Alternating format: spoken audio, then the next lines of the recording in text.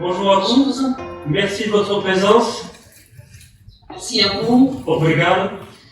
Et vous êtes président de l'association brésilienne, l'association Memória da Aeropostal do Brasil, je ne sais pas si je le dis bien l'accent, et spécialiste de l'histoire des pionniers de l'aviation. On a compris en fait l'histoire oubliée de Pierre de Serrano en France, mais un vol très attendu au Brésil. Qu'est-ce que vous pouvez nous dire sur ce sujet? D'abord, merci pour cette opportunité, l'occasion de parler de ce qu'on sait des Saint-Romain au Brésil. Parce que pour moi aussi, et je crois que pour la plupart des Brésiliens actuellement, tout cela est une grande découverte.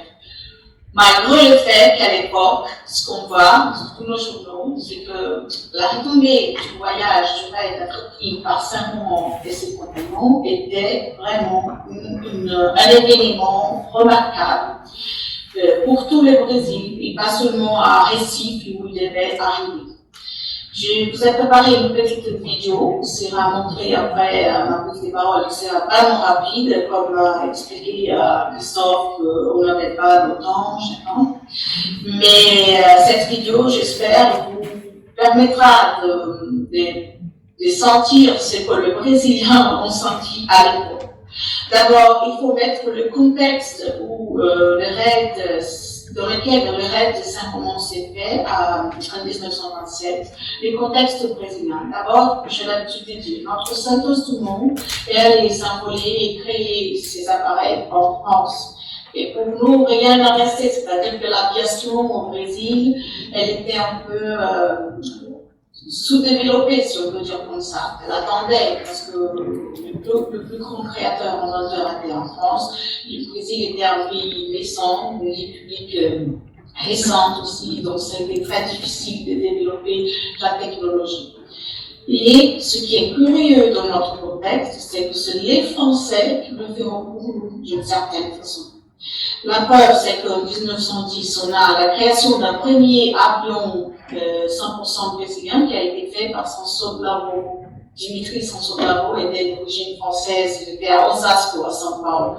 En 1911, nous aurons le vol d'un tel Edmond Blochu, de la famille Blochu, très célèbre en France. Et il a fait le premier vol dit officiel pour l'aviation brésilienne civile. Ils étaient tous, disons, à l'origine de notre aérogroupe, de la fondation de la première école aéro de l'école d'aviation. En plus, nous avons la présence en 1910-11 des bus de Roland Garros. Les deuxièmes pilotes officiels brésiliens et touchables nous sont brevets en France. C'est les deuxièmes après Santos Dumont, à être brevetés en France. Et le plus remarquable dans le domaine militaire, c'est qu'en 1919, on a eu une mission d'aviation française, mission d'aviation militaire française. Donc, on a fait venir une équipe française d'aviateurs pour enseigner l'armée des terres et l'armée de la marine, pour ceux qui s'intéressaient à apprendre à piloter. Et c'est là qu'on a eu notre première école militaire d'aviation. Cette mission, elle sera prolongée jusqu'à 1942, mais elle sera embrassée aussi par une mission militaire française générale. Dans cette mission, il existait une personne qui était le colonel Étienne Lafay, français, qui a aidé lors du premier raid de la TECOR en 1925, le 14 janvier 1925. Il était du raid de la TECOR. Lafay faisait des démonstrations, des acrobaties au Brésil. On a énormément de choses, des photos aussi, des documents, je montre, qui a été très important. Donc, reste à savoir, j'ai l'impression que simplement, elle peut avoir des contacts avec Étienne Lafay. Je n'ai pas encore trouvé un document qui le prouve, mais ce serait bien possible à l'époque. Parce que sinon la mission française qui était là, qui pouvait évidemment l'aider pour préparer ce raid. que je sache, donc le plan de vol devait atterrir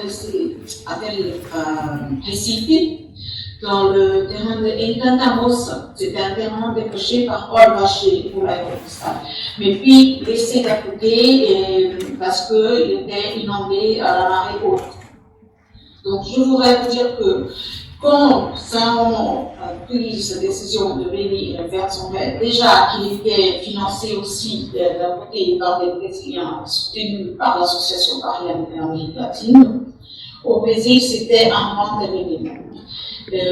On a eu des événements, des choses qui se sont passées qui m'ont vraiment surprise. C'est que d'abord, tous les journaux, à chaque heure, mettaient des nouvelles des aviateurs, ce que vous pouvez avoir. Il y avait à chaque fois des vols-portes de journaux à Rio, à São Paulo, à Recife, pour avoir des nouvelles. À Recife, on va voir une véritable fête s'est préparée.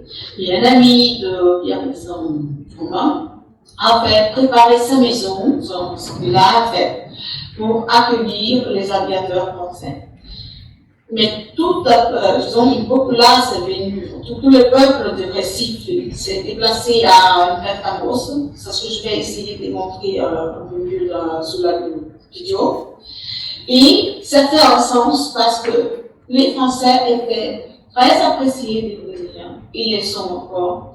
Mais à l'époque, dans tous les domaines, quand il y a eu la question aviation, c'est que les Brésiliens ont continué à apprécier les Français et à les trouver comme leur héros aussi.